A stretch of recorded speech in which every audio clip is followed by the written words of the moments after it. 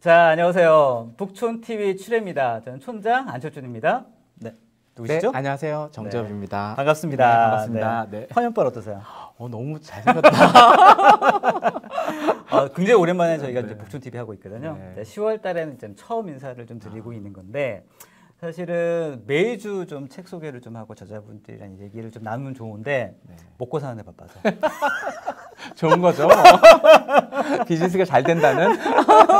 그래서 10월 달에 이제 첫 번째 작가님으로 정재엽 작가님 모셨습니다. 네. 영광인 줄 아시죠? 예. 네. 이 가을에 이렇게 초대해 주셔서 진심으로 감사드립니다. 네. 사실 그 어떤 계절 제일 좋아하세요? 저요. 네. 또 계절의 여왕. 네. 여름. 여름? 네. 저는 10월을 개인적으로 제일 좋아해요. 아, 그러세요? 네. 왜냐하면 결혼기념일이 있기 때문에. 비즈니스가 잘 되신다는 또 간접적인 네. 멋진 계절인데요. 네. 멋진 계절 때 사실은 오늘 좀 책 주제가 조금 우울한 주제입니다. 사실. 네, 우울하지 않아요. 우울하지 않습니까? 네, 우울하지 않아요. 제목은 좀 우울해요. 네, 인정. 파산 수업이라는 제목의 책을 가지고 저희가 진행을 할 예정으로 있는데요. 고석호님 감사합니다. 네. 안녕하세요. 그래서 오늘 그 정재엽 작가님이 사실 작가라는 신분으로 오늘 출연하긴 했지만 사실 기업가 출신이고. 그렇죠. 네, 그래서 2013년도 맞죠? 맞습니다. 네. 부도를 당하셨어요. 네, 7월 23일. 7월 23일. 날짜 잊어버릴 수가 없어. 잃어버릴 수가 없어요. 그래서 되게 슬픈 이야기입니다. 네. 파산과 부도의 과정을 거쳐서 그래도 다행히 회생 절차를 잘 마무리는 하셨죠? 네, 마무리가 잘 됐죠. 약 며칠 정도? 천일? 네, 딱 천일. 네. 천일 동안의 그 과정을 얼마나 힘들었겠어요. 그죠? 그 과정을 책으로 엮었습니다. 네.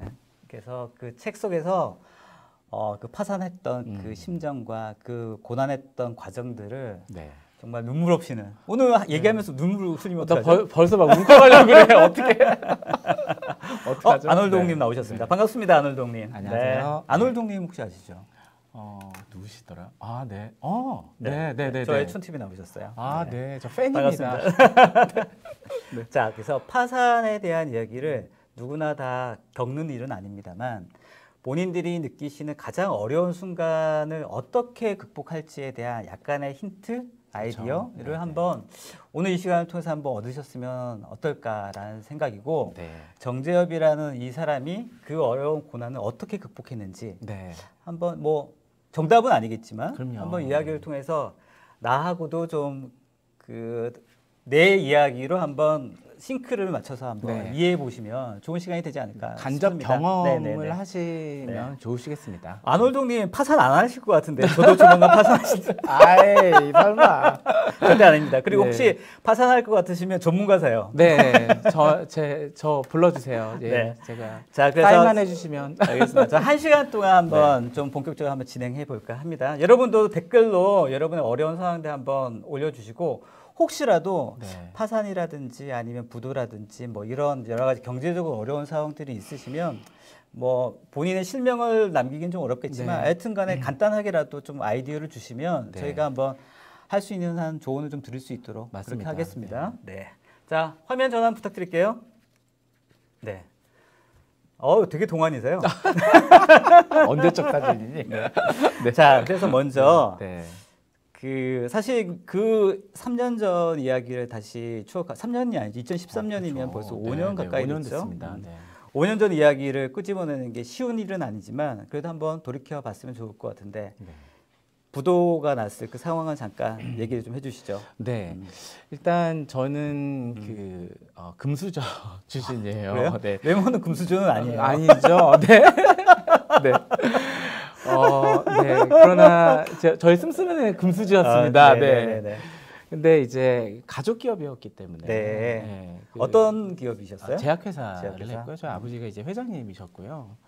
그렇기 때문에 이제 매출은 어느 정도 되셨어요 그때? 저희가 휘황찬란했어요. 지금 와서 무슨 또 매출이 또 뭘? 근데 저희는 이제 저만제를 생산하는 저만제, 저만제 눈 생산하는 그런 몇 안 되는 제약회사 중에 하나였고요.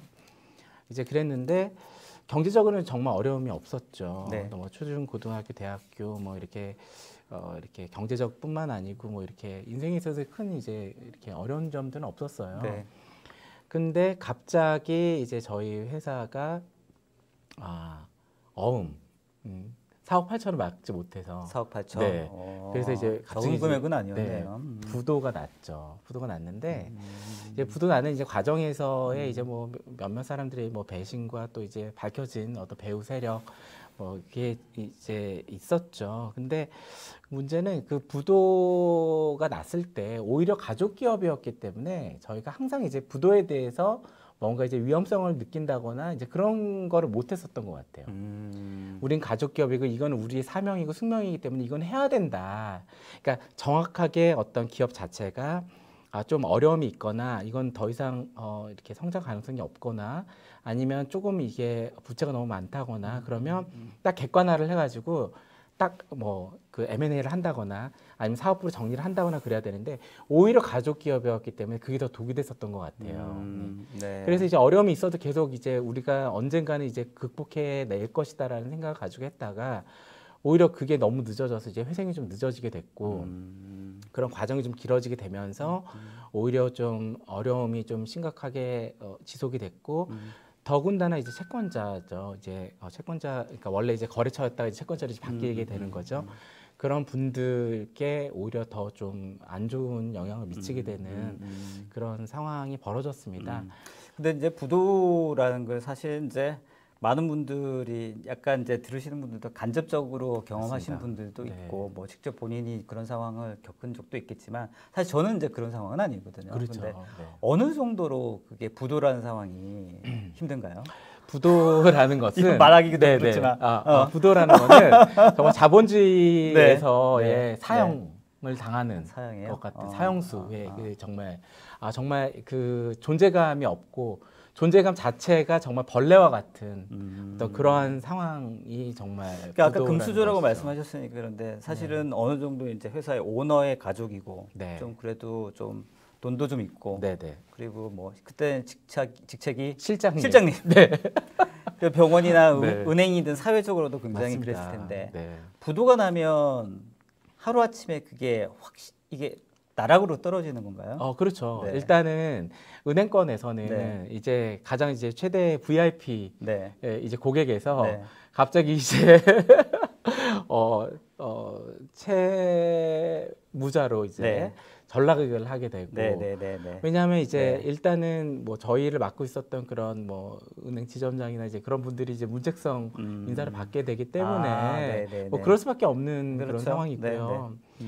그다음에 또 여러 가지 변화들이 있죠. 그다음에 저희 거래했던 거래처 사장님들이 전부 다 채권자로 바뀌시게 되는 네. 소위 말해 이제 빚쟁이들로 이제 바뀌게 되는 사실 빚쟁이라는 표현도 참 안 좋은데 채권자시거든요. 당당한 권리를 가지고 계신 분들이거든요. 네네. 근데 이제 저희 같은 이제 부도가 난 사람 입장에서는 정말 그렇게 이렇게 좀 부정적 입장이 완전히 바뀌는 거죠. 완전히 그렇죠? 바뀌게 되는 바뀌는 거죠. 완전히 바뀌게 되고요. 그다음 뭐 근데 사실 그분들 입장에서는 본인의 돈을 떼인 상황이니까 그럼요. 얼마나 또 절갑하겠어요. 그럼요. 굉장히 그런 상황이고요. 네네. 그렇기 때문에 어떤 뭐 기업 회생이나 어떤 파산이나 어떤 그런 것 자체가 물론 법적으로는 이렇게 보호를 해주지만 또 도덕적으로는 그다음에 또 심정적이나 감정적으로는 결코 이제 용납될 수 없는 그런 측면이 있습니다. 알겠습니다. 자, 그런 얘기들은 사실 좋은 얘기는 아니지만 그 아픈 이야기들은 또 저희가 이제 진행하면서 더 이제 나눠보도록 하고요. 네. 자, 먼저 얘기에 앞서서 이 책은 그런 고난의 과정들을 그 헤쳐나오기 위해서 여러 가지 방법들이 있겠지만 맞습니다. 책에서 여러분들 아시겠지만 이제 책을 통해서 네. 특히 이제 고전을 통해서 이제 작가님은 그 어려운 시기를 극복하셨단 말이죠. 그렇죠. 여러 가지 방법들이 있을 것 같은데 네. 혹자는 아마 이제 저도 사실 처음 그렇게 생각했는데 부도가 난 상황이고 네. 막 이걸 해결해야 되는 상황인데 네. 책을 읽고 있어. 책이 눈에 들어와. 책이 눈에 들어와. 네? 왜 이렇게 여유가 소설 책이 눈에 들어와. 그렇죠. 사실은 이제 그렇게 안 좋은 시선으로 볼 수 있을 것도 있어요. 같은데 네. 작가님은 어떻게 책을 그 상황에서도 읽게 됐고 네. 왜 책을 선택하셨는지 그 맞아요. 어려움을 극복하기 위해서 참 좋은 질문이시고 네네네네. 이게 정말 핵심인 네. 질문이신 네네. 것 같아요. 저 같은 경우에는 이제 책이었죠. 왜 네. 책이었냐면 네. 사실은 이제 부도가 딱 나고 나서 모든 네. 인간관계가 다 이제 정리가 딱 되고 딱 이제 보여요. 누가 진성이고 누가 네, 가성인지 네, 딱 네, 이제 네, 보이고요. 네.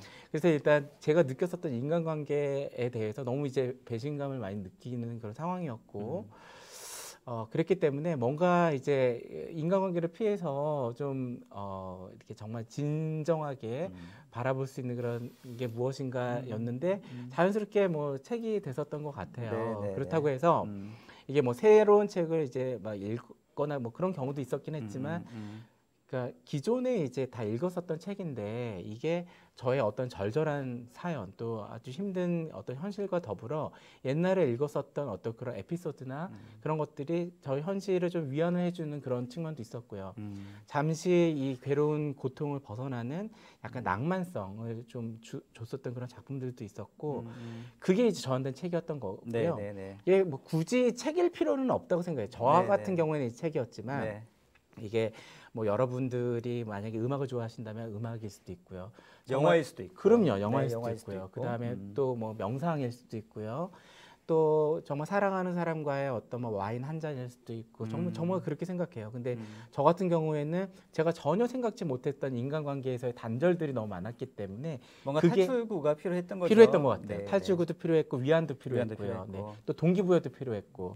사실 그런 여러 가지 면을 봤을 때는 책이 주는 위안도 꽤나 크지 않을까. 굉장히 컸어요. 저한테. 그리고 평소에 읽었던 책들이라 하더라도 그런 절박한 상황에서 그 책을 읽으면 진짜 내 얘기 같은 딱딱딱 모든 것. 그래서 오늘 이야기들은 그 내 얘기 같은 그 심정으로 풀어보실 예정으로 있잖아요. 그렇죠? 알겠습니다. 자, 그래서 첫 번째 책 그리고 첫 번째 부도의 상황들에 한번 비춰서 한번 얘기를 해볼까 합니다. 화면 전환 좀 부탁드릴게요. 네. 화면 전환 좀 부탁드리겠습니다. 네. 자. 처음 부도가 났어요. 어떤 심정이셨는지? 딱 지금 이게 카프카의 이제 변신이라는 책인데요. 제 부도가 난 2013년 7월 23일이 아직도 기억이 납니다. 그날 이제 좀 되게 비가 많이 오는 그런 날이었고 장마였어요. 장마였고 제가 이제 채권자가 아니죠. 저희 부도를 이제 막으려고 저희 이제 돈을 이제 융통을 하러 저희 이제 거래처에 이제 가는 상황이었고요. 아침 일찍. 또 그 사장님께서 이제 해주시겠다고 이제 약속을 했던 상황이었는데 그때 이제 그 비가 오는 도중에 제가 운전을 이제 하는데 거기에 이제 운전해서 이제 신호등 앞에 딱 이렇게 멈춰 섰어요. 근데 딱 그 윈도우에 거미가 한 마리가 쭉 이렇게 떨어지는 거예요. 작은 거미가. 그래서 이거 왜 이러지? 이거 어떤 느낌이지? 이게 주는 이 상징성은 무엇인가? 이렇게 생각하고 순간적으로 이게 탁 쳤어요, 제가. 거미를 쳤어요. 쳤는데 이 거미가 이제 쭉 거미줄 따라 내려왔는데 이게 대롱대롱 날아다니면서 이게 벗어난 거예요. 근데 또 운전해야 되니까 문을 열고 그다음에 이제 잘 못 봤어요. 그랬는데 그 아무렇지도 않았던 그런 행동이었는데 이게 다 지나고 나니까 그게 너무 생각이 나요. 그 장면이. 왜 그랬냐면 제가 정말 그런 벌레가 되고 싶었구나. 정말 그래서 이제 결국에 이제 그날 막지 못하고 아주 우울한 날을 보내고 다음날 아침에 딱 일어나는데 정말 카프카의 변신 안에 있는 그레고리 잠자라는 주인공이거든요. 근데 첫 문장이 딱 그거예요. 그레고리 잠자는 일어나고 보니 자신이 벌레가 되어 있음을 느꼈다라는 게 첫 문장인데 정말 제가 딱 일어났는데 잠에서 깼는데 그러니까 7월 24일이죠. 정말 벌레가 됐으면 좋겠다는 생각이 드는 거예요. 너무 이 현실을 벗어나고 싶었던 것이죠. 벌레가 되고 싶었다는 건 뭐냐 하면 어제 제가 했었던 것처럼 누군가 탁 치는 그런 손에 죽음을 당하고 싶은 정말 이 현실이 없어지고 싶은 그다음에 저의 모습을 누군가 알아보지 못했으면 좋겠는 그러한 생각이 들어서 정말 이런 카프카의 변신에 나오는 이 그레고리 잠자가 벌레로 변한 이 상황이 너무나도 저와 이제 동질감을 느끼는 그런 상황이었던 것 같아요. 알겠습니다. 자, 여기 조지손님, 정 작가님 잘 보고 있습니다. 멋져 보입니다. 조지, 그레고리, 그레고리, 그레고리 손님, 반갑습니다. 아시는 분이고요. 알겠습니다. 자, 그래서 그 상황에서 벌레가 되고 싶은 그런 마음이셨을 텐데, 진짜 그러면 이 책이 그때 당시에 이 책을 또 읽으셨어요? 그러면? 나중에 읽었어요. 나중에. 네. 나중에 정말 읽고 싶어. 그러니까 딱 그 상황을 그냥 모티브만 기억을 하고 있었고 뭐 그때는 정말 뭐 책을 읽을 만한 상황 아니었죠. 부도가 나고 막 하는데 근데 나중에 이제 해결하고 뭔가 이제 시간을 좀 소비해야 될 때가 있잖아요. 그렇죠. 기다림이 굉장히 지루하거나 아니면 기다림을 견뎌야 되는 그 순간에 책을 잡게 된 것 같아요. 근데 그때 이게 정말 내가 벌레가 되고 싶은 심정에 대해서 너무 동질감을 느낄 수 있어서 정말 되게 강렬한 그런 기분이었고 지금도 그 강렬함이 남아 있습니다. 네. 진짜 어딘가 숨고 싶고, 그럼요. 예. 사람도 만나기 싫고 그런 심정이었을 그렇죠. 것 같다는 생각이 듭니다. 네. 그러면서 이제 이 변신이라는 그 책의 이야기 주인공이 네. 나였으면, 그럼요. 네. 네.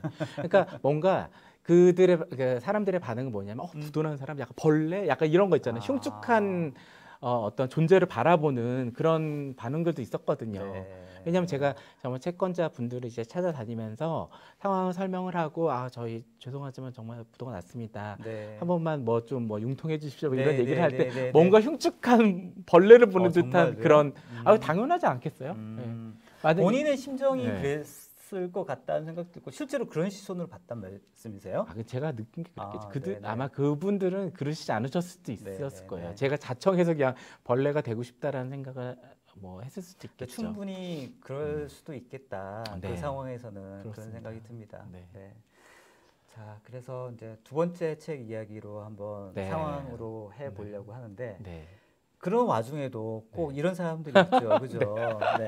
네. 부도가 나는 그 어려운 상황인데 맞습니다. 네. 사기를 치는 사람들이에요, 이게. 네. 정말 네. 저는 부도를 맞으신 분들께 네. 정말 이렇게 좀 이게 몇몇 분들이 저에게 이제 도움을 요청하셔서 제가 이제 도움들을 좀 드리고도 있어요. 이 책을 통해서 또 알게 그렇죠. 되신 분들이 계시고. 있고 그다음에 또 이제 뭐 이렇게 누구를 통해서 이제 네. 소개를 받고서 네. 이제 이렇게 말씀. 부도 전문은 정작가더라. 네. 파산 전문, 회생 전문, 정작가더라. 이제 말씀하시는데 이거 웃으면서 지금 얘기할 수 있지만 웃구다 진짜. 아무튼 그때 그 네. 상황에서 그런데 100이면 100. 다 정말 그 와중에 이렇게 뭐 사기죠. 사기를 치려고 오시는 분들이 많으세요. 많아요, 또. 네, 많아요. 네. 그래서 정말 쉽게 오히려 그런 분들 때문에 마음을 더 닫게 되시는 경우들이 많거든요. 저 또한 그런 경험을 했었고요. 그래서 저 같은 경우에는 이렇게 또 저희 종교를 통해서 이제 알게 되신 분이세요. 네. 저희 형제님이신데, 네, 형제님. 네, 형제님이셨는데, 형제님이 문제야. 네. 그런데 너무나 이제 저희가 쉽게 이제 그랬고요. 네. 마음을 이제 열었고 알고 봤더니 이제 그분이 처음 의도는 그러시지 않으셨겠죠. 근데 하는 도중에 보니까 이게 뭔가 이제 가져갈 게 많고 가져갈 게 있어요. 네, 뭐 그 와중에 있었나 봐요. 네. 그래서 뭔가 이제 또 견물생심이잖아요. 네. 그래서 막 이렇게 뭐 보이네 막 이러면서 되다 보니까 뭐 사기 아닌 사기를 이제 당하게 된 네, 거죠. 네, 그래서 네, 네, 그런 분들 특히 네. 가까운 분들 네, 네. 그런 분들 특히 이제 뭐 종교나 이제 마음의 위안을 줄 수 있는 그런 집단들을 통해서 이제 오신 분들은 정말 경계를 하시라. 네. 그리고 특히 전문직에 계신 분들도 많이 그런 경우가 많으세요. 네. 그런 분들 그랬고 저 또한 이제 그래서 저도 이 책에 중간중간에 썼던 것 같아요. 정말 제가 책 중간에 뭐 반성한다, 뭐 이렇게 헛된 희망을 품고 키다리 아저씨를 기다렸으면 네, 반성한다. 네, 네, 뭐 이러면서 네. 제가 반성에 막 반성문을 쭉 쓴 부분이 있거든요. 네, 네. 그 부분을 저 큰 소리를 읽으라고 말씀드리세요. 네, 네, 네. 네, 네. 정말 키다리 아저씨의 낭만은 없다. 없다. 네, 없다. 예. 근데 사람이 봤을 때 어려운 순간일수록 사실 기대고 싶고 그럼요. 위로받고 싶고 네. 사실 그러게 이제 인지상정이거든요. 맞습니다. 네. 네. 근데 그런 상황은 이제 사실 역 이용해서 쓰는 사람들이 있다라는 게 참 냉혹하네요, 그죠? 그럼요. 네. 가슴이 아프죠. 네. 알겠습니다. 네, 하여튼 그런 낭만은 없고 냉혹한 현실 속에서 네. 하여튼 또 책을 통해서 그래서 저는 오히려 좀 책을 통해서 많이 위안을 받으려고 했었던 것 같아요. 알겠습니다. 네. 자, 사실은 근데 이런 상황일수록 또 이제 인간관계라고 하는 게 또 아주 극명하게 완전 나눠지죠. 맞습니다. 네. 한번 네. 아까 표현하셨던 대로 한번 리셋 한번 인간관계 리셋 한번 되신다는 얘기. 네, 그죠? 맞습니다. 네. 이게 부도가 나거나 네. 아니면 좀 어려움에 처하게 되면 정말 네. 인간관계 모든 인간관계가 딱 리셋이 딱 돼요. 그러니까 누가 진성이냐, 누가 가성이냐가 일단 딱 이제 구분이 되고요. 이제 그 중에 이제 그래서 이제 저 같은 경우는 이 책 헤르만 헤세의 나르치스와 골드문트, 여러분들이 잘 아시는 책으로 지와 사랑이라는 제목으로 아마 많이 알고 계실 거예요. 그래서 지성으로 이제 상징이 되는 나르치스와 이제 사랑, 이게 뭐 감성, 예술로 상징되는 이제 골드문트라는 그런 주인공이 사랑과 우정 사이에서 과연 어떻게 이 냉혹한 현실을 살아가야 되는 거에 대한 이제 질문을 던져주는 아름다운 작품인데요. 근데 저 또한 그랬었던 것 같아요. 이런 부도라는 거를 상황을 딱 맞이하다 보니까 정말 저와 한 30년 지기, 40년 지기 어떤 그런 친구가 진짜 어릴 때부터 알았던 정말 친구. 어렸던, 네, 저 어렸을 때 같이 성가대하고 형제님이네, 그분도. 네. 형제 같은 친구예요. 네네네. 그런 친구였는데 갑자기 이제 뭐 연락이 안 된다거나 이제 그랬죠. 근데 나중에 이제 제가 좀 배신감을 느꼈었던 거는 이제 그 친구랑 이제 한두 번 연락이 안 됐어요. 뭐 그럴 수도 있죠. 평소에는 이제 계속 연락이 되고 뭐 그러다가 이제 나중에 그 중간에 저와 이제 그 친구 사이 중간에 있었던 친구 얘기를 들어봤더니 걔 왜 자꾸 묻어나가지고 자기 귀찮게 하는지 모르겠다는 등 그런 얘기 들었을 때 그래, 나는 정말. 아니, 부도가 무슨 죄도 아니고. 그러니까 벌레라니까요. 사형수예요, 사형수. 네.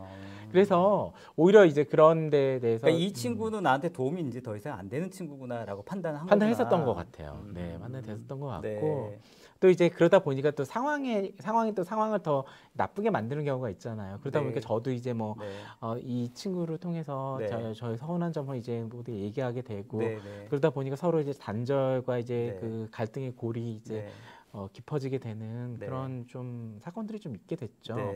그러나 또 동시에 또 정말 누구를 통해서 이제 알게 된 친구가 있었는데 그 친구는 저랑 뭐 이렇게 뭐 완전 친하거나 그러지도 않았어요.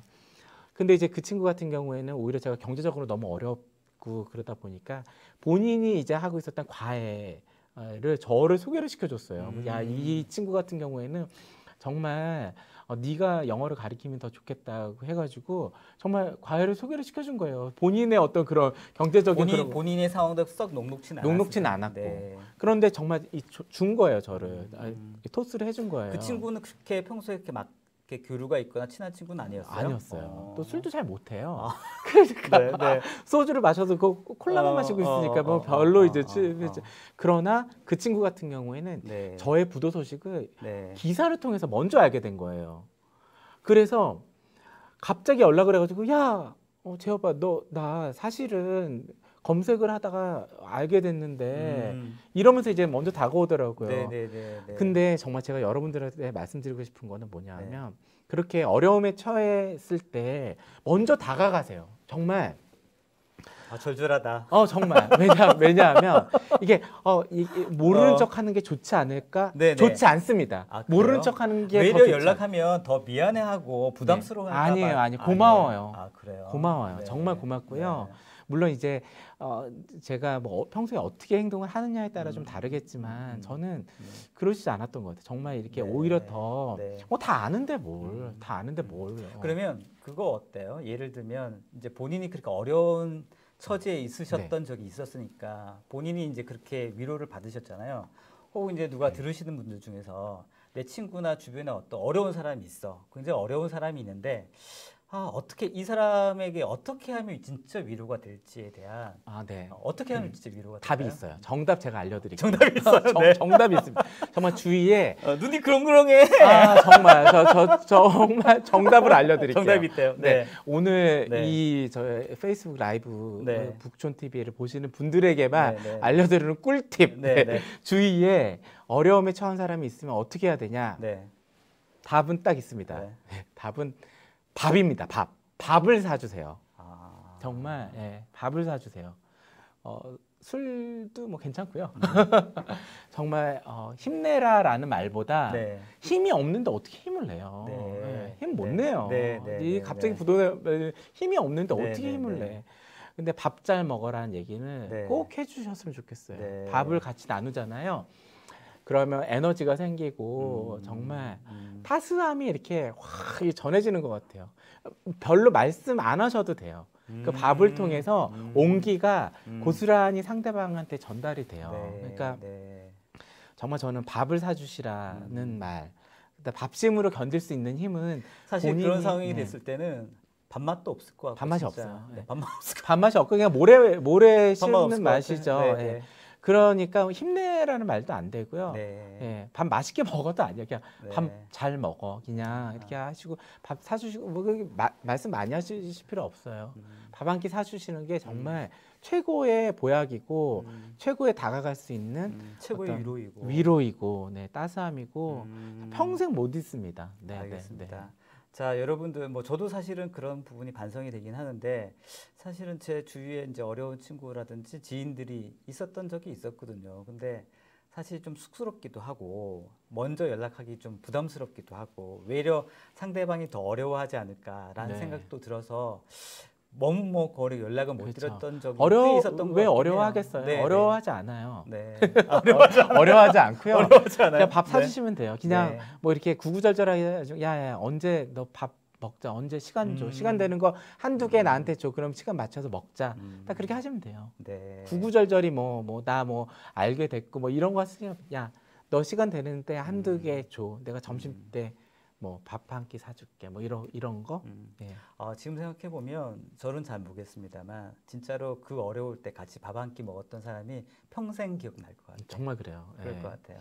네. 네, 감사합니다. 짠하다. 저에게 밥 사주신 분들. 네. 사실 별거 아닌데 그죠? 정말 네. 별거 아닙니다. 고석훈님 식사의 교제 좋은 팁 감사합니다. 네. 네, 진짜 그런 것 같아요. 정말, 그죠? 네. 네, 맞습니다. 양도영님도 시청 감사합니다. 자, 이제 아무튼 이제 이런 어려운 시기에 진짜 나의 사람과 그렇지 않은 사람들이 좀 어느 정도 구분이 된다. 네. 그거는 사실인 것 같습니다. 네, 냉혹하긴 하지만. 네. 근데 뭐 이렇게 네. 구분이 또 네. 굳이 이렇게 구분하면서 살지 않아도 돼요. 네. 그냥 두루두루 그런 분도 계시구나. 예. 네네네. 그러면서 또 사는 거죠, 뭐. 그렇죠, 네, 그렇죠. 네, 네. 알겠습니다. 자, 또 새로운 관계 맺음이라는 또 네. 화두인데요. 네, 네, 네. 물론 이제 헤어짐도 있고 또 관계 끊어진 것도 있지만 또 새로운 또 이제 연결도 이런 어려움을 통해서 만들어진다는 말씀이시죠. 그럼요. 네. 네. 그러니까 정말 저는 책이라는 게 정말 너무 신기하고 정말 매혹적인 아름다움을 저희에게 전달해 주는 것 같아요. 제가 책을 냈을 때도 그렇고 책을 쓰는 과정에서도 그랬고 또 다른 분들을 통해 제가 어려움 중에 겪었던 그런 책을 통해서도 그런데요. 제가 오늘 이제 이혜인 수녀님의 희망은 깨어있네와 필 때도 질 때도 동백꽃처럼 네. 이 두 권의 책은 제 책에도 이제 인용을 했지만 사실 이제 이 책을 쓰신 이 두 책을 이제 쓰신 그 이혜인 수녀님께서 제 책을 이제 추천사를 써주셨어요. 그렇더라고요. 네. 네. 와, 너무 대박. 놀랍죠. 네. 네. 근데 정말 저는 이제 수녀님은 개인적으로 알지 않았었죠. 네네네. 근데 이제 인용을 하는 과정에서 네. 제가 이제 인용을 해야 되니까 이제 허가를 받아야 되잖아요. 그래서 이제 출판사 쪽에 이제 얘기를 했더니 출판사 쪽에 잘 이제 연락이 안 되신다고 그래가지고 제가 어떻게 할까 싶어가지고 수녀님이 계시는 수녀원으로 그냥 제 원고를 이렇게 다 보냈어요. 제 연락처를 이제 해서 그랬더니 그리고 잊었죠. 모르죠. 예. 그냥 보냈죠. 그랬더니 나중에 뜨르륵 문자가 온 거예요. 그러더니 책 너무 잘 읽었다고. 수녀님께서 예. 그러면서 또 수녀님께서 먼저 저에게 책에 따른 표사글 몇 글자를 좀 써드릴까요? 네, 이러면서 네. 그때 제가 또 완전 오열했잖아요. 네. 너무 감동해가지고. 그래서 정말 수녀님께 네. 그 이후에 네. 정말 저와 둘도 없는 친구가 됐고요. 그 이후에 또 제가 이제 카톨릭인데요. 네네. 저희 성당에 또 오셔가지고 네. 또 강연됐을 때 또 제가 앞에 나가서 네. 또 이 책 들고 제 추천사 써주신 거 카톨릭으로 그 사기를 친 형제님도 만나시고 네. 그렇습니다. 네. 네. 그랬고 그다음에 또 책이라는 게 너무 신기한 게 그러고 나서 이제 제가 이 책이 나왔단 말이죠. 네. 근데 이 책을 읽으시고 나서 너무나도 절박하신 분들이 또 연락을 많이 주시고 사실 저도 이제 이 책을 읽으면서 사실 이제 저도 이런 상황은 아니지만 만약에 누군가가 이런 상황이었다고 하면 정말 내 얘기 같구나 하면서 눈물을 흘리면서 봤을 것 같다는 생각이 들어요. 정말, 진짜. 네. 그래서 정말 이제 모두 이런 어려움들이 본인의 선택이 아니었던 거죠. 네, 정말 뭐 가족의 뭐 잘못된 선택이 돼서 그럴 수도 있고 네, 네. 본인이 피해갈 수 있으면 정말 다 피해갈 수 있는 그런 아마 기로에 놓여셨을 거예요. 근데 그런 고통과 어려움 중에 있으셨던 그런 많은 분들께서 네. 또 제 책을 읽고 또 도움을 청하시는 분들이 많으셨어요. 많으시고 그래서 그런 분들이랑 또 제가 밥으로 또 많이 엮었죠. 아까 말씀하셨던 밥 사주고. 맞아요. 그래서 모르겠어요. 꼭 그분들이 제 뭐 이런 도움을 제가 줄 수는 없죠. 제가 뭐가 됐길래 뭐 도움이. 그러나 밥 한 끼 줄 수 있을 정도, 사실 수 있을 정도의 어떤 새로운 관계 맺음이 또 거기서 형성이 되더라고요. 근데 그렇게 됐던 거는 제가 이 책을 쓸 때 그런 생각을 했어요. 정말 아무것도 모르던 제가 갑자기 어려움이 닥쳤을 때 뭐를 어떻게 해야 될지 모르겠더라고요. 그런데 정말 제가 이 어려움이 지나가면 정말 저같이 어려움에 처했던 사람들, 어디로 가야 될지 모르는 그런 사람들을 위해서 꼭 지침서 같은 책을 하나 좀 써야 되겠다. 그러나 어떤 정말 파산이나 어떤 회생에 따른 지침서들이 많으니까 감성적으로 또 마음의 위안을 줄 수 있는 그런 책을 꼭 써야 되겠다라는 생각은 했어요. 그래서 그런 어떤 마음의 위로나 위안이 될 만한 자리매김을 조금씩 하고 있는 것 같아서 그런 거에 대해서는 제가 참 이 책에 감사하고 새로운 또 관계 맺음과 어떤 그 인간 관계 그다음에 또 고통을 통해서 또 책을 통해서 새로 이제 엮어나가는 그런 인간 관계들이 참 저에게 또 많은 울림과 또 교훈을 좀 주고 있습니다. 그런 차원에서 봤을 때는 이 책이 참 엄청난 연결고리를 해주고 있다라는 생각이 들어요. 너무 감사해요. 네네. 아마도 저도 뭐 책을 좋아합니다만 다는 모릅니다만 파산에 대한 이야기 이렇게 감성적으로 이야기를 한 책이 많지는 않겠다라는 생각이 들어요. 뭐 없는 게 좋은 거죠 사실. 왜냐하면 이런 경험 근데 사실 궁금했던 게 본인의 치부일 수도 있고 물론 뭐 본인이 잘못은 아니라 하더라도 그 과정이 아까 말씀하셨던 것처럼 벌레가 되고 싶었던 심정이었다고 하면 사실 듣추고 싶지 않은 생각일 것 같거든요. 굳이 내가 생각하고 싶지 않은 거야. 근데 굳이 책으로 써서 정말 굳이 남기고 싶은 정말 맞는 맞는 말씀이신데 정말 이 책에 마지막에 인쇄가 들어가기 전까지 제 이름으로 내야 되나. 그래서 저는 필명까지 정해놨어요. 정반합이라고. 정반합? 네. 해결이야, 해결? 반합시 막 이거 있잖아요. 정반합이라는 필명까지 제가 정해놨었어요. 왜냐하면 이게 또 낙인 효과라는 게 있잖아요. 그렇죠. 이 사람은 한번 부도를 낸 사람이야. 그럼요. 이게 또 뭐가 또 자랑이라고 이렇게 얘기를 하냐. 그다음에 또 저희 애들, 뭐 가족들 또 이런 것들도 있잖아요. 그래서 참 그랬는데 그럼에도 불구하고 제가 책을 썼을 때 왜 내가 이 책을 써야 되는가를 생각을 했어요. 그리고 또 제가 제 이름으로 복면가왕으로 이제 탈 쓰고 나오는 게 아니고 이렇게 했을 때 좀 더 뭐랄까 리얼리티를 빙자한 이렇게 진짜 간절함, 내 얘기에 대해서 진짜 진솔해질 수 있는 거죠. 이게 뭔가 드러내고 싶었어요. 그래서 제가 좀 말씀드리고 싶은 거는 빚 있으신 분들 많으시잖아요. 빚 터놓고 얘기합시다, 진짜. 빚이 본인의 잘못이 아니에요. 이게 사회 구조에서 잘못되어 있는 거일 수도 있고요. 그 다음에 또 뭐 본인이 아니더라도 뭐 여러 가지 이유에 의해서 빚이 뭐 있으신 경우도 많거든요. 다들 그냥 터놓고 그냥 말씀하셨으면 좋겠어요. 오래 당당하게 고개를 드시고 정반합으로 살지 마시고 정제업으로 사시라. 그렇게 말씀드리고 싶습니다. 아, 그렇군요. 알겠습니다. 자, 그다음 이야기인데 사실은 사실 이런 얘기 참 드리기도 좀 애매한데 그 고통이라고 하는 게 누구나 뭐 제 생각에는 본인이 처한 상황이 가장 힘들이라고 생각합니다.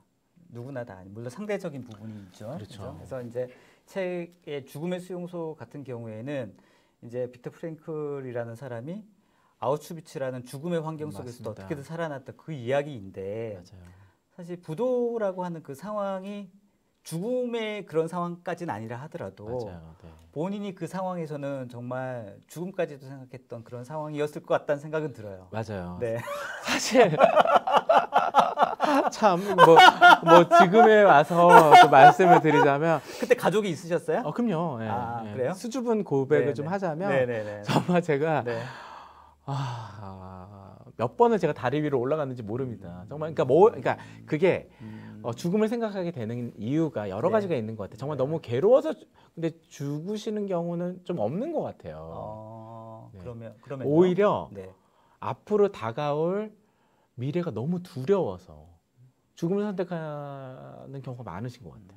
저 또한 그랬고요. 왜냐하면 너무 두려운 거예요. 지금 현재의 고통보다 앞으로 뭔가 희망이 없다라는 희망이 없다는 게 너무 그게 너무 두렵기 때문에 그래서 지금 오히려 죽는 게 혹은 오히려 지금 생을 마감하는 것이 이거를 해결하기 위한 하나의 방편으로 생각하시게 되는 거예요. 그러니까 이제 뭔가 이제 죽음을 맞닥뜨리고 그런 선택을 하시는 분들이 나 죽어야 되겠다 이런 게 아니에요. 약하신 분들이 아니라 여러 가지 길 중에 지금 내가 이 죽음을 선택하는 것이 가장 베스트 웨이다라고 생각하시는 분들도 많을 거라는 거죠. 물론 이제 다른 뭐 이렇게 이후에서 돌아가시는 분들도 죽음을 선택하시는 분들도 많겠지만 그러나 저 또한 그랬던 것 같아요. 뭔가 이제 답이 확실하면 그쪽으로 가겠는데 뭘 어떻게 될지 모르겠는 거예요. 그렇죠. 그래서 저의 모든 에너지를 다 쏟아놓고선도 뭔가 이게 처음에 뜻하는 대로 되지 않았을 경우에 얼마나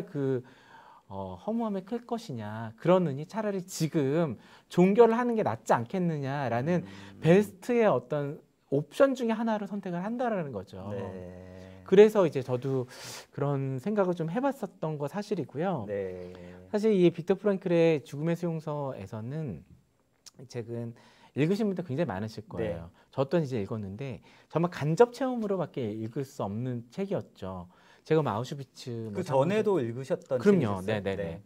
근데 정말 이제 좋은 책이라서 읽었었던 거고 양서라서 읽었었던 것 같고 많은 분들이 이제 추천을 해서 이제 읽었었던 책이었지만 저에게 다가왔을 때는 정말 다시 이제 읽었을 때는 정말 이거는 내 삶에서의 이 죽음의 수용소가 아우슈비츠구나라는 이 동질감이 너무나도 내 상황이 아우슈비츠였던 거예요. 그럼요. 그렇죠? 예. 그러니까 제가 매일매일 들락날락 거린 저는 민형사 사건을 33건을 이제 받게 됐거든요. 그 당시에. 네, 그 당시에. 그 변호사님도 안 계셨어요. 그래서 이제 제가 이제 다 직접 서류 준비하시고 다 하고 매일매일 그러니까 가는 게 매일매일 법원을 가야 되는 거예요. 뭐 이 건으로 저 건으로 뭐 이런 저런. 근데 그때 이제 이 책을 다시 한번 읽게 됐고 그래 법원이 어느 순간 이제 아우슈비츠가 돼 있더라고요. 근데 거기서 이제 살아나는 어떤 결국에는 이제 그런 얘기잖아요. 그래서 어떤 그런 간접 체험들을 하게 됐던 것 같고요. 그 당시에는 정말 느끼지 못했었던 그런 수용소에서 제가 느꼈었던 감정, 수용소에서 이제 밖을 이제 바라봤을 때 본인이 있었던 그 고향이 이게 딱 이렇게 보이는 그런 장면들이 있어요. 전 법원에서 창을 바라봤을 때 정말 저기서 내가 먹었던 커피 한 잔 이런 게 너무나도 절절했던 거죠. 정말 그런 게 너무나도 이제 저의 그때 삶과 삶의 어떤 현실과 저 나름대로의 어떤 주관적인 고통스러움과 굉장히 맞아들었던 것 같아요. 근데 그 순간에도 뭔가 그래도 이 고통이 지나갈 거라는 어떤 그래도 희망이 있으셨어요? 희망, 그때는 희망이 좀 뭐랄까 사치였던 것 같아요. 사실은. 네. 그냥 오늘 하루 어떻게든 견디자라는 측면이었던 맞습니다. 거예요. 그래서 제가 지금 이 고통을 많이 겪으신 분들한테 그런 말씀하세요. 지금 시간을 그냥 소비하시라. 소비하라. 소비하는 게 소비가 미덕이다.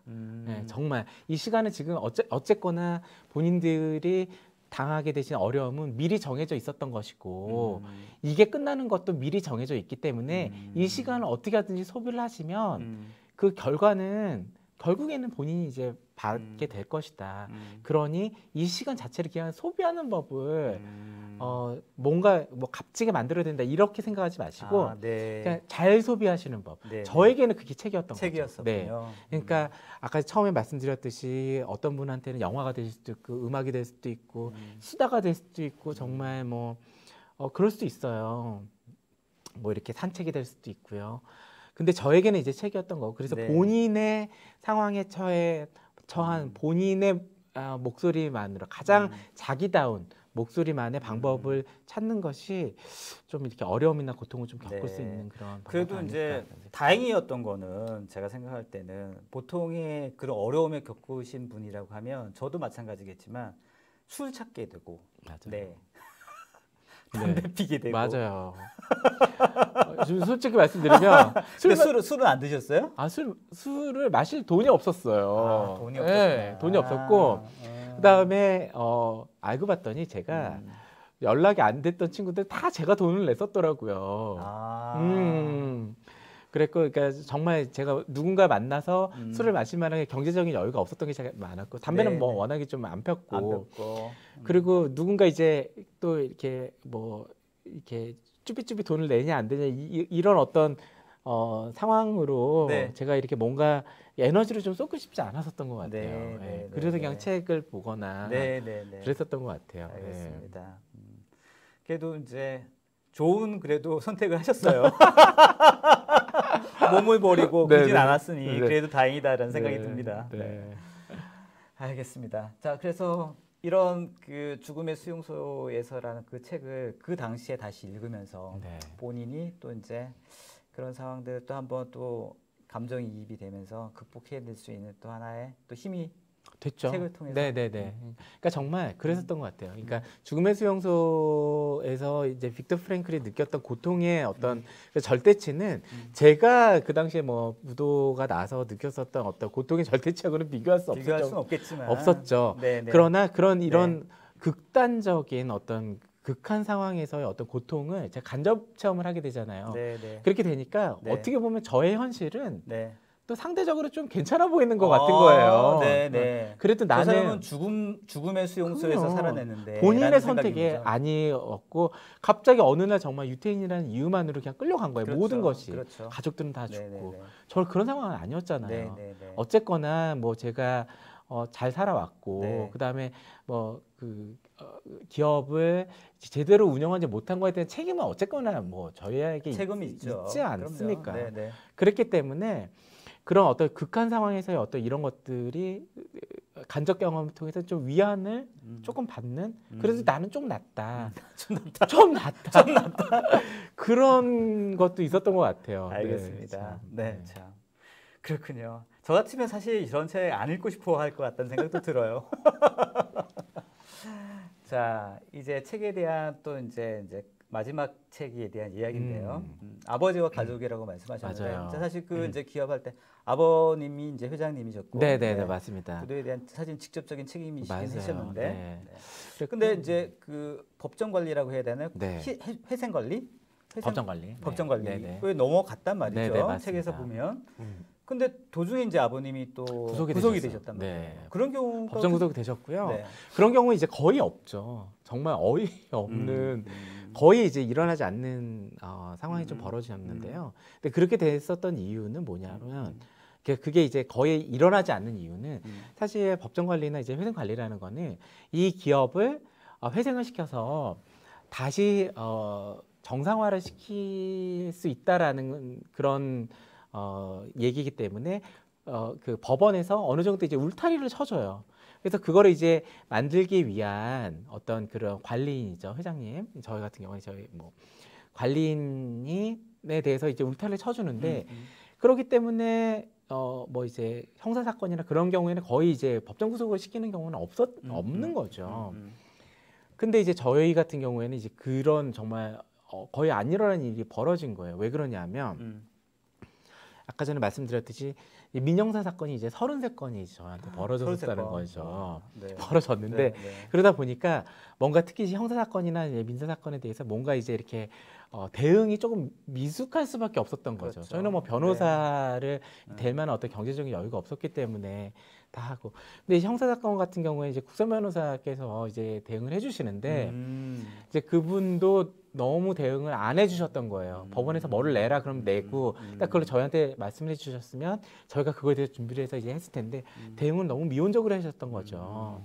그다음에 또 잘 모르셨던 것 같아요. 그래서 너무나도 이제 그 있을 수 없는 일이 이제 벌어져서 그래서 이제 갑자기 법정 구속이 이제 되셨고 네. 그날 사실 저는 뭐 네. 법정 구속 거의 일이 일어나지 않기 때문에 저는 그날 아버지랑 같이 법원에 가지도 않았어요. 네. 아침에 아버지 잘 다녀오세요. 딱 네. 그랬던 거예요. 네. 아버지 가셨다 거기서 그냥 법정 구속은 정말 법정에서 구속이 그냥 가시는 거거든요. 그 길로 그냥 가시는 거거든요.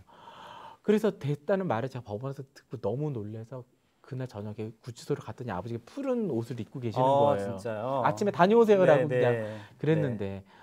그래서 너무나도 진짜 네. 있을 수 없는 일이었고요. 네. 그래서 이제 제가 그 법정 관리의 이제 관리인으로 저희 아버지가 이제 관리인이었다가 제가 관리인으로 보통 그렇게 되면 이제 파산으로 바로 가는데 법원에서 회생법원에서도 이거는 좀 문제가 있다. 네. 이 회사는 네. 회생이 잘 되고 있는 과정이었는데 네. 이거 좀 이례적인 일이 일어났다. 그래갖고 저한테 관리인을 이제 이례적으로 줬던 거죠. 그래서 제가 이제 맡아서 이제 회생의 어떤 나머지 일들을 전부 다 실질적으로 이제 하게 됐었던 알겠습니다. 것 같습니다. 네. 그래서 그때 이제 아버지가 법정 구속이 되시면서 그래서 이제 유배지에서의 보낸 편지 이 책은 또 어떤 겁니까? 있나요? 네. 이 책은 이제 다산 네. 정약용이 네. 이제 강진으로 유배를 이제 가게 됐던 거죠. 그래서 그의 이제 아들에게 이제 보내는 이제 가족들에게 보내는 편지예요. 정약용의 아들에게 가족에게 보내는 가족에게 보내는 편지였고요. 네. 근데 이제 그때 이제 저희 아버지께서도 저도 이제 매일 요즘 또 인터넷으로 네. 그 감옥에 수감되어 있는 분들한테 이제 전자메일을 보낼 수가 있어요. 그래요. 근데 이제 수감에 계신 분들은 이제 전자메일은 안 되고 이제 네. 수기로 네, 하시는데 네. 저는 이제 매일매일 편지를 썼죠. 매일매일 편지를 썼고 가끔씩 이제 아버지가 이제 편지를 주셨는데 이제 편지를 이제 오셨는데 정말 그때 정말 옛날에 읽었었던 유배지에서 보낸 편지 네. 저 내용이 딱 이게 내용이 또 이제 클릭이 되는 거예요. 네. 근데 정약용이 이제 그런 얘기를 했어요. 야, 우리는 패족이다. 패족이라는 정말 망한 가족이고 다시는 이제 그쪽에 그 학문이나 이제 이렇게 그 과거에 급제할 수 없는 그런 가족이거든요. 예전 시절로는 갈 수 없다. 네, 갈 수 없다. 이제 그런 얘기를 했는데 이제 저희 아버지도 약간 그런 말씀을 하셨던 것 같아요. 옛날에 어떤 그런 부귀영화를 이제 누릴 수 없겠지만 지금 이 상황에서 우리가 최선을 다하면 그래도 이전보다는 어제보다는 나은 오늘은 좀 나을 수 있지 않겠니 이제 그런 말씀을 이제 하셨는데 편지로 그렇게 하신 편지를 쓰신 거예요. 네. 근데 이제 실제로 저희 아버지 굉장히 좀 무뚝뚝하시고 좀 그러시거든요. 근데 편지는 또 되게 더 간절해지고 그러잖아요. 그렇죠. 이제 그런 얘기를 이제 정약용이 보낸 편지와 저희 아버지가 보낸 편지를 이제 오버랩해서 썼던 이제 챕터였던 것 같아요. 네, 알겠습니다. 그때 아버지한테 편지를 받고 어떤 생각 드셨어요? 아버지가 굉장히 멋있어 보이시던데요. 그래요?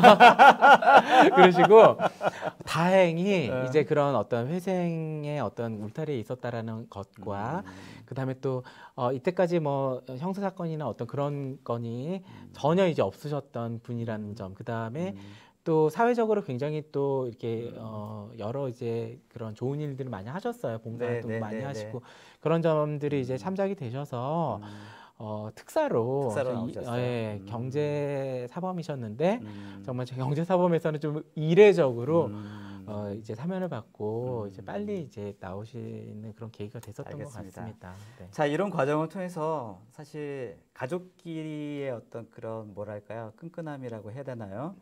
힘든 과정을 그래도 같이 겪었기 때문에 더 긴밀해진 또 뭐 그런 부분이 분명히 있지 않을까 이런 생각이 들어요. 네, 그렇죠. 네. 그래서 그 당시에 이제 또 이제 굉장히 또 끈끈하기도 하고 이제 몰랐었던 면도 이제 알게 되고 이제 그렇지만 또 이제 그 이후에는 또 과거가 아니라 또 옛날의 과거로 다시 돌아가게 되죠. 알겠습니다. 여전히 또 예.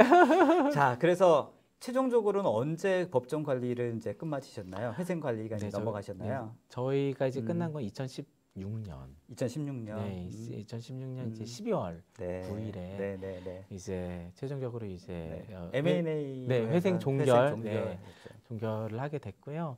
사실은 그런 경우가 그렇게 흔치는 않습니다. 그래요? 네. 왜냐하면 이게 M&A라는 것이 인수자도 있어야 되고 저희 같은 이제 매수자가 저희가 되는 거죠. 잘 이제 맞아야 되고 또 시너지도 잘 내야 그렇죠. 되고 그래서 사실 굉장히 매칭이 좀 어려운데 또 불구하고 뭐 워낙에 이제 저희 회사가 좀 가지고 있었던 기술력도 있었고 그래서 또 다행히 기간이 좀 오래됐음에도 불구하고 또 이렇게 M&A를 통해서 네. 좀 잘 마무리가 됐었던 대략 거죠. 한 1000일 정도 됐나요? 맞습니다. 구도가 난 시점부터 이제 맞습니다. 최종적으로 이제 종료하기까지 한 네. 1000일 정도 했는데 네. 이제 M&A 되고 최종 12월 며칠이죠? 9일. 네. 그날 어떠셨어요? 사실은 뭐 이거 기쁘거나 이제 뭐 그런 건 아니었던 것 같아요. 네, 예, 네. 왜냐하면 네. 이게 사실은 채권자들에게는 제가 평생 가지고 가야 될 또 부채의식이라는 게 있고요. 네. 그나마 다행히 조금이라도 이제 변제해드릴 수 변제를 해줄 수 있어서 있어서. 그 부분은 이제 좀 다행이라고 생각을 했지만 어쨌거나 이제 그 가해자의 입장이잖아요. 저희는 그래서 평생 가해자의 어떤 부채의식을 좀 가지고 가야 되겠다라는 그런 생각. 네. 그다음에 또 하나는 이런 같은 고통에 겪고 있는 그런 분들이 너무나도 많다라는 거를 네네네. 이거를 통해서 이제 알게 됐어요. 네. 근데 그럼에도 불구하고 되게 꿋꿋하게 열심히 하루하루를 일궈나가고 가시는 분들이 생각보다 너무 많으시다는 거. 그러니까 법원에서도 정말 저희보다 상황이 너무너무 안 좋으신데 표정이 되게 밝으세요. 그러니까 밝진 않지만 저 인상을 찌푸리거나 이제 그러시지는 않으시는 분들이 너무 많으신 것 같아요. 네. 네. 네. 아유, 저 김호님도 시청하고 계시고 정재훈님 시청하고 감사합니다. 거의 다 끝났는데 이제 들어오시면 어떡합니까? 자, 이제 마지막 페이지로 하는데 사실 이제 책에 대한 이제 마지막 정리인데 사실 뭐 이렇게 하나하나 따지기보다는 그 다시 한번 정리를 하자면 이제 뭐 말씀을 한번 해주신다면 이렇게 누구나 이제 이런 뭐 어떤 파산이라든지 부도의 어떤 상황이 아니라도 어떤 자기가 인생에서 봤을 때 가장 최저점이 있다라고 생각하시는 분들도 있을 거란 말이죠. 네, 그래서 아까 서두에도 얘기했지만 누구나가 자기가 그 과정을 돌파하고자 하는 여러 가지 방법들이 있겠지만 하여튼 작가님은 책을 선택하셨단 말이죠. 맞습니다. 그럼에도 불구하고 책이 정답은 아니지만 그래도 좋은 방법이 될 수 있는 그런 왜 그래야 되는지 그래서 그런 고민을 하고 계신 분들한테 그래도 책을 한번 읽어봐라 라고 권하고 싶은 이유가 무엇인지 마지막에 한번 정리를 해주신다면. 일단 뭐 여기 답이 있죠. 네 가지를 이제 정리를 해봤는데요. 사실 이건 굉장히 지극히 뭐 좀 형식적이기도 하고요. 그다음에 뭐 너무 주관적인 답이기도 하고 뭔가 이제 정답을 찾으려는 어떤 그런 거라서 조금 민망하기도 하지만요. 하지만 이제 저에게 있어서 좀 사실이었었던 부분이기도 합니다. 첫 번째 일단 책은 뭐 카프카의 변신이나 이제 그런 거를 통해서 저에게 동질감을 줬다는 거죠. 제가 정말 그 자본주의 사회에서의 정말 사형 선고를 받은 것 같은 그런 기분을 느끼고 이 사회에서 정말 벌레처럼 존재감이 없는 관계로 전락을 했다라는 어떤 주관적인 감정이 들었을 때 카프카의 변신이라는 작품 자체는 정말 저에게 동질감을 줬다라는 것이죠. 그다음에 빅터 프랭클의 죽음의 수용소에서의 정말 수용소 안에서의 아무런 옷도 없는 정말 수용복 하나 입고 정말 깨진 유리로 이제 수염을 깎는 그런 한 사람의 수용 번호를 달고 있는 그런 사람의 인물이 당시에 정말 모든 것 집은 경매로 날아가고 정말 아버지는 구속이 되시는 어떤 그런 상황에서의 저의 모습과 지극히 동질감을 통해서 약간은 그래도 나는 이거보다 좀 낫구나라는 생각을 했던 거예요. 그게 두 번째로 있었던 이제 위안이라는 표현을 썼는데요. 정말 그래도 난 요거보단 낫지라는 생각을 했었고 이혜인 수녀님께서 아까 전에 있었던 시집 필 때도 질 때도 동백꽃처럼 그거는 또 수녀님께서 투병 생활 중에 쓰셨던 그런 시들이 있으세요. 있어서 딱 보면은 정말 하루하루가 너무나도 새롭고 아름답고 소중하다 이제 그런 얘기가 있는데 정말 저는 하루하루를 이제 소비해 나가는 것이 굉장히 그 당시는 되게 중요했고 그다음에 지나고 나니까 정말 잘했다는 생각이 들어요. 정말 그런 것처럼 기다림의 시간은 어떤 때는 또 받아들여야 되는 것도 있거든요. 그래서 그런 것들을 통해서 이제 위안을 좀 받게 됐고요. 세 번째 이제 우회적인 동기부여라는 거는 소설이나 아니면 문학 작품 같은 경우에는 뭐라고 이제 어떻게 해야 된다라고 자기계발서가 아니기 때문에 직접적인 답을 주진 않아요. 하지만 정말 제 책 중에 하나에 안데르센 동화의 이제 그림 없는 그림책이라는 게 있는데 그런 작품을 보면은 그 작품에 있는 그 화가가 그렇게 중얼중얼 얘기를 많이 해요. 나는 정말 정말 이 세상을 울릴 만한 그런 작품을 만들 거야. 그런 얘기들을 많이 하는데 이제 그런 우회적인, 직접적이지는 않지만 우회적인 어떤 동기부여를 선발을 해준다. 그래서 저도 이제 뭔가 원하는 것이 있거나 아니면 정말 뭔가 목표가 생긴다거나 그랬을 때는 입으로 그냥 중얼중얼 북촌TV 진짜 잘 나갈 거야. 중얼중얼 이제 얘기를 하면 정말 어떤 그런 우회적인 동기부여를 저한테 해줬던 것 같아요. 정말 저는 이 회생을 하면서 이 회생 정말 M&A에 대해서 잘 종교처리가 될 거야. 잘 종교처리가 될 거야. 우리 아버지 특사로 나올 거야. 그러니까 정말 광복절 특사로 나오셨거든요. 네. 이렇게 중얼중얼 네. 밥 먹을 때도 중얼중얼 네. 정말 자면서도 중얼중얼 일어나면서 중얼중얼 이렇게 약간 미친놈 같은데. 네, 그렇죠. 그렇게 얘기를 하고 기도할 때도 그냥 중얼중얼 이렇게 운전하면서 중얼중얼 하고 그랬어요. 방언인가? 약간의 그런 어떤 우회적인 동기부여를 이 책들 통해서 일단 받았었던 것 같고 새로운 관계 제가 말씀드렸었던 것 같아요.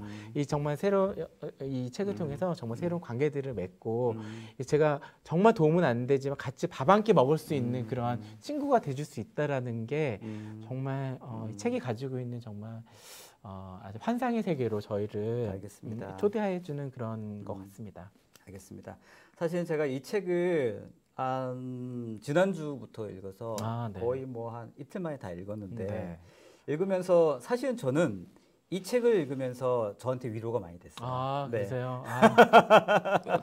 고전은 아니지만 이 책은 적어도 이제 작가님이 본인의 어떤 진짜 겪었던 이야기를 하시잖아요. 사실 이제 제 개인적인 얘기를 하자면 저도 이제 창업한 지 얼마 안 됐고 솔직히 여러 가지 나름대로 이제 많이 어려움인데 사실 그런 고민들이 많이 있거든요. 그럼요. 그래서 바닥은 아니지만 항상 이런 고민과 어려움과 이런 것들을 사실 내 속으로 계속 쌓여가고 있는 와중인데 저도 나름대로는 책을 읽으려고 노력합니다만 답이 잘 보이지는 않더라고요.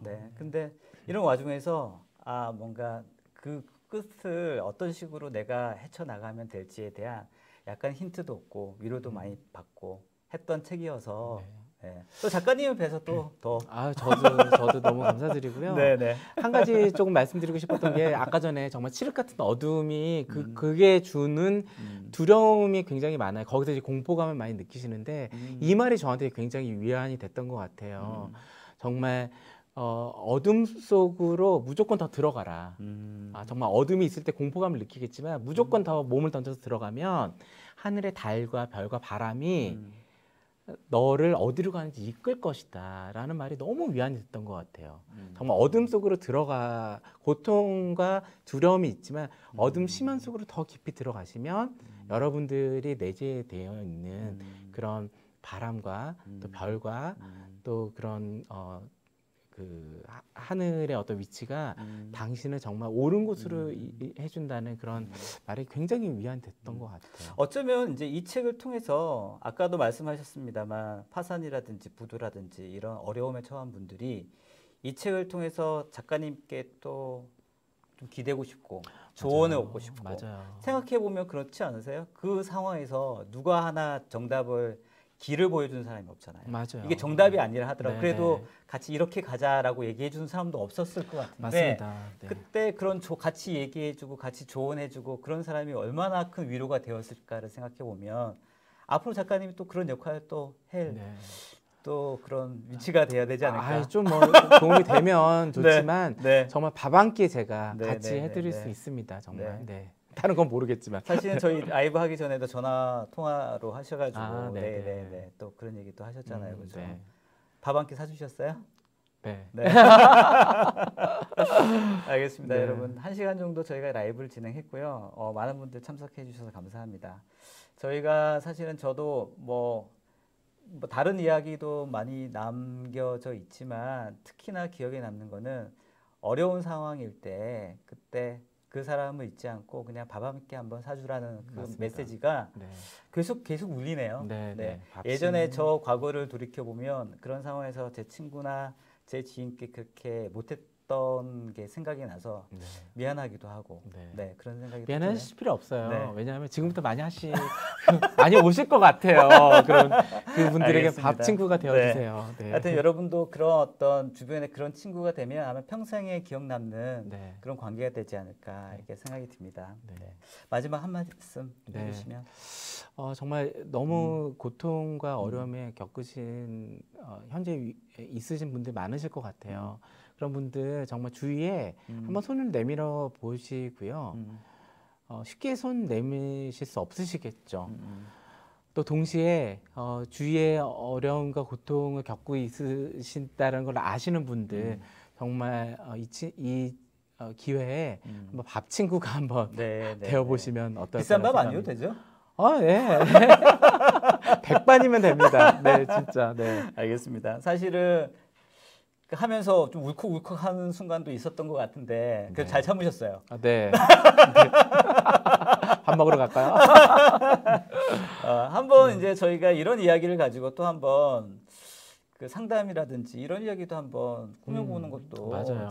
재밌기보다는 꽤나 유익하고 맞습니다. 의미 있는 게 되지 않을까라는 생각을 또 해보네요. 네, 알겠습니다. 네. 좋은 계기가 됐으면 좋겠습니다. 네, 박윤구님 지금 시청 중이십니다. 너무 늦으셨습니다. 나중에 녹화된 라이브 보시면 될 것 같고요. 자, 1시간 동안 저희 진행했고요. 월요일 저녁입니다. 그래서 저희가 북촌 TV 저희가 오랜만에 또 했는데 제가 사업이 빨리 안정화돼서 화이팅! 네, 자주자주 여러분께 인사드리고 또 좋은 책과 저자로서 또 여러분과 또 얘기 나눌 수 있는 시간 더 잘 마련할 수 있도록 노력하겠습니다. 여러분 좋은 저녁 되시고요. 다음 시간에 또 뵙겠습니다. 작가님 수고하셨습니다. 고맙습니다. 네, 감사합니다. 고맙습니다. 네.